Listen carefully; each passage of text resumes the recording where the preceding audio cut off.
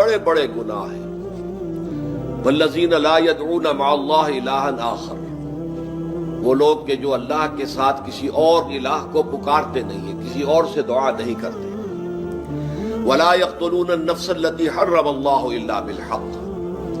نہیں انسانی جان کو قتل کرتے ہیں جسے کہ اللہ نے محترم قرار دیا ہے مگر حق کے ساتھ، یعنی کوئی قانون کی دفعہ ان کے اوپر لاگو ہو جائے تو بات دوسری ہے۔ قتل عمد کے قصاص میں قتل ہوگا، یا یہ کہ زنا اگر شادی شدہ مرد یا عورت کرتے ہیں تو ان کی سزا جو ہے وہ رجم ہے، جو قتل کی ایک بہت ہی شدید شکل ہے، یا مرتد کی سزا قتل ہے، اور یا پھر یہ ہے کہ کافر کو قتل کیا جا سکتا ہے جو حربی ہو، جس کے ساتھ جو جنگ ہے وہ ڈکلیئرڈ۔ ان چار صورتوں کے علاوہ کسی انسان کو کسی حالت میں کسی جذبے کے تحت قتل کرنا جائز نہیں ہے، حرام ہے، حرام مطلق ہے۔ یہ ہمارے ہاں جو وہ عزت کے نام پر آنر کلنگز جو ہو رہی ہوتی ہیں، یہ سب کے سب جو ہے جرم ہے اسلام کی نگاہ میں۔ کسی کو یہ حق حاصل نہیں ہے کہ اس طرح سے اپنے ہاتھ میں قانون کو لے لیں۔ لیکن اس کے بعد فرمایا تھا کہ جو لوگ یہ کام کرتے ہیں تو پھر یہ ہے کہ یلقا اسامہ، وہ اس کی پاداش بھگت کر رہیں گے۔ یضاعف لہ العذاب یوم القیامہ، ان کے لیے قیامت کے دن عذاب دگنا کر دیا جائے گا، بڑھا دیا جائے گا۔ وَيَخْلُدْ فِيهِ مُهَانًا، اور وہ رہیں گے اس میں ہمیشہ ہمیش نہایت ذلت کے ساتھ، رسوا ہو کر۔ إِلَّا مَن تَابَ وَآمَنَ وَعَمِلَ عَمَلًا صَالِحًا، اس میں استثناء ہے کہ جو توبہ کرے اور تجدید ایمان کرے یا ایمان لائے۔ اگر پہلے کافر تھا تو ایمان لائے گا، اور اگر پہلے مسلمان تھا لیکن یہ کہ یہ گناہ سرزد اس سے ہوا تو گویا کہ ایک طرح کے کفر میں وہ داخل ہو گیا تھا، ایمان حقیقی سے محروم ہو گیا تھا، تو گویا کہ تجدید ایمان کرے۔ الا من تاب وآمن وعمل عملا صالحا، اور پھر اس کا عمل تبدیل ہو جائے، عمل درست ہو جائے، غلط کام کو فی الواقع چھوڑ دے۔ فاولئک یبدل اللہ سیئاتہم حسنات، تو یہ وہ لوگ ہیں کہ اللہ تعالیٰ ان کی برائیوں کو بھلائیوں سے بدل دے گا۔ یہ بات جو ہے بہت بلند ہے، اس میں اللہ تعالیٰ کی طرف سے وعدہ جو ہو رہا ہے کہ فاولئک یبدل اللہ سیئاتہم حسنات وکان اللہ غفورا رحیما ومن تاب وعمل صالحا، پھر دوبارہ تکرار کے ساتھ یہ بات آ چکی ہے، جو توبہ کرے اور پھر عمل اچھا کرے۔ فإنہ یتوب الی اللہ متابا، تو وہ ہے جو حقیقت میں توبہ کرتا ہے اللہ کی جناب میں جیسے کہ توبہ کرنی چاہیے، عمل میں کوئی تبدیلی نہ ہو، اور توبہ کی تسبیح ہوتی رہے، استغفر اللہ ربی من کل ذنب واتوب الیہ، آپ نے 10 تسبیحیں کر لی، 1000 مرتبہ کہہ لیا، یہ سب زیرو ہے اللہ کی نگاہ میں۔ ذکر کا ثواب مل جائے گا کہ اتنا وقت آپ نے اللہ کا نام لیا ہے، اللہ کا ذکر کیا ہے، اس کا ثواب تو ملے گا، لیکن یہ توبہ نہیں ہے، اس سے کسی گناہ کی معافی کا کوئی سوال نہیں ہوتا، اس سے برائیوں کے بھلائیوں میں بدلنے کا کوئی امکان نہیں ہے، اس سے اس کی سزا سے بچنے کی کوئی سبیل نہیں ہے۔ اب سورہ تحریم میں خاص طور پر ایک خاص جو پس منظر ہے اس کے اعتبار سے یہ آیت آ رہی ہے، یا ایھا الذین آمنوا توبوا الی اللہ توبۃ نصوحا، اے وہ لوگوں جو ایمان لائے ہو، اے ایمان کے مدعیوں، دعوے داروں، توبہ کرو اللہ کی جناب میں، لیکن وہ توبہ خالص ہونی چاہیے، توبۃ نصوحا۔ اس سورہ مبارکہ کے پس منظر کو نوٹ کیجئے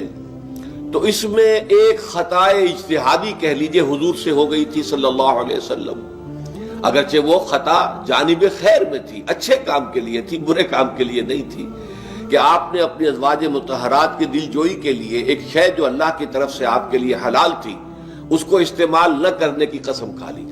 تو اس پر حضور کو روکا گیا، یا ایھا النبی لم تحرم ما احل اللہ لک تبتغی مرضات ازواجک، اے نبی کیوں آپ اپنے اوپر حرام ٹھہراتے ہیں وہ شے جو اللہ نے آپ کے لیے حلال قرار دی ہے؟ کیا آپ اپنی بیویوں کی رضا جوئی کے لیے ایسا کر رہے ہیں؟ واللہ غفور الرحیم، اللہ غفور ہے، رحیم ہے، اللہ نے آپ کی اس خطا سے درگزر کیا ہے، لیکن قد فرض اللہ لکم تحلۃ ایمانکم، اللہ تعالیٰ نے راستہ تمہارے لیے کھول دیا ہوا ہے کہ ایسی قسموں کو کھولا جا سکتا ہے، جس کے لیے کہ سورہ مائدہ کے اندر کفارہ دے دیا گیا۔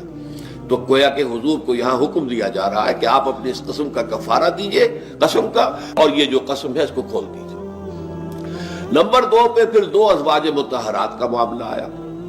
کہ حضور نے ایک راز کی بات کہی ایک زوجہ محترمہ سے، لیکن انہوں نے وہ راز جو ہے وہ دوسری زوجہ محترمہ کو پہنچا دیا جن میں زیادہ آپس میں قریبی تعلق تھا. تو گویا کہ یہ بھی ایک طرح سے خیانت ہو گئی، اس لیے کہ راز جو ہے وہ تو ایک امانت ہوتا ہے، اور خاص طور پر عائلی زندگی میں میاں بیوی کے درمیان کے جو معاملات ہوتے ہیں وہ تو بہت ہی رازداری پر مبنی ہوتے ہیں. اس لیے ان میں سے کوئی چیز جو ہے جس کو خاص طور پر کہا گیا ہو کہ یہ ایک راز کی بات ہے، یہ تم سے کہہ رہا ہوں، کسی اور سے کہنا نہیں ہے، تو اس میں جو غلطی ہوئی ہے وہ بھی ایک بڑی غلطی تھی حضرت عائشہ صدیقہ رضی اللہ تعالی عنہا ان کی. تو ان دونوں کے پس منظر میں پھر تیسری بات آئی کہ اہل ایمان اگر تم غافل ہو اپنے اہل و عیال کی طرف سے اس اعتبار سے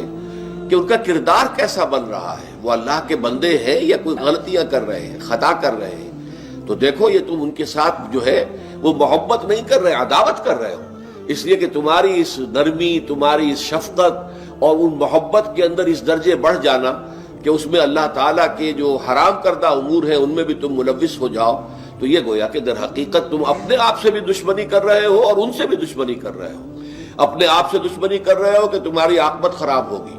ان سے دشمنی کر رہے ہو کہ ان کی اگر تربیت غلط ہو جائے گی تو گویا کہ وہ جہنم کا نوالا بنیں گے. اب اس تین چیزوں کے پس منظر میں فرمایا جا رہا ہے یا ایھا الذین آمنوا توبوا الی اللہ توبۃ نصوحا،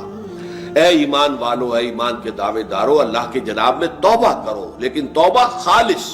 نصوحا. پہلی بات تو یہ جانیے، میں نے بھی یہ یقیناً پہلے بھی عرض کیا ہوگا لیکن دہرانے میں کوئی حرج نہیں ہے،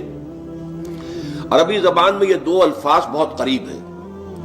آبا یعوب اوبن اور تابا یتوب توبن یا توبتن.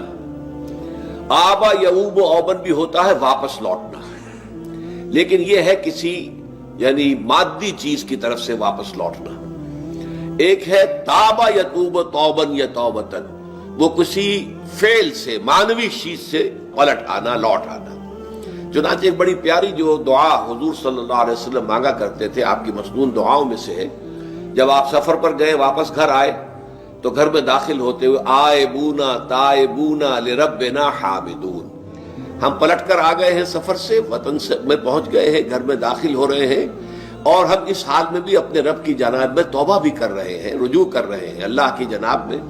اور اپنے رب کی حمد کرتے ہوئے داخل ہو رہے ہیں. آئبونا تائبونا لربنا حامدون. اسی طرح آپ بازار جائیں، اس کے بعد اپنے گھر میں داخل ہو تو یہ دعا پڑھیں، تو یہ گویا یہ بہت ہی ایک یوں سمجھیے مبارک، بہت سی اس کے اندر برکات ہوں گی. تو اس میں بھی لفظ آبا یعوب اوبن، تابا یتوب توبن، یہ دونوں کے بہت قریب آ گئے، آئبونا تائبونا لربنا حامدون. توبو الی اللہ، اب الہ کو نوٹ کیجئے، یہ توبہ کا لفظ بھی بہت سے ایسے الفاظ میں سے عربی زبان کے، جیسا کہ اس سے پہلے ہم دیکھ چکے ہیں کہ ایک لفظ ہے رغبہ، رغبہ رغبت جسے اردو میں ہم بولتے ہیں. رغبہ الہ ہوگا تو کسی شے کی طرف رجحان ہونا، اس کی طلب پیدا ہو جانا، اس کی خواہش پیدا ہو جانا. اور رغبہ عن ہوگا تو کسی چیز سے متنفر ہو جانا، دور ہٹ جانا، دور چلے جانا. ورب ایک ہی ہے، پریپوزیشن کی چینج سے بالکل برعکس نتیجہ نکل آیا. ومن رغب عن سنتی فلیس منی، جسے میری